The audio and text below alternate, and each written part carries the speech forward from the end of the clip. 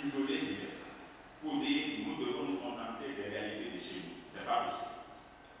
Aucune société ne vit à base clos. On doit le monde extérieur, mais il ne faut pas également que ce que nous empruntons à l'environnement externe exerce une certaine sur les réalités en nous. Donc c'est un équilibre que cet équilibre est rompu. C'est pas quoi il y a un équilibre qui nous pourrait conduire à un développement.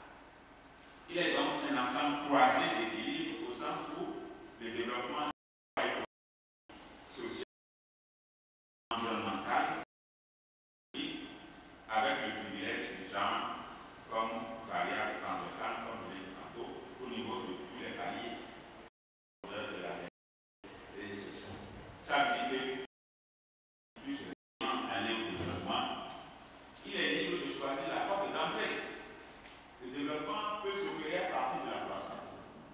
Il peut s'opérer à partir de la promotion culturelle.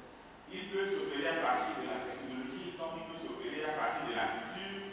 Mais l'essentiel, c'est de ne négliger aucun palier. Donc le développement d'un pays, c'est le développement de tous ces paliers.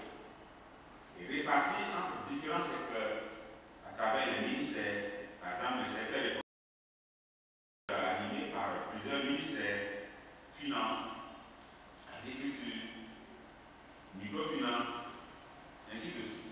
Comme le secteur culturel peut être à cheval sur plusieurs secteurs, plusieurs départements ministériels, comme le secteur politique, surtout que le secteur politique, c'est le secteur qui organise tous les secteurs.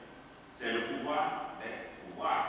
C'est le pouvoir qui organise tous les pouvoirs au point où, lorsque ce pouvoir qui constitue l'amont n'est pas en cohérence par rapport aux réalités donc, du pays, on ne peut réellement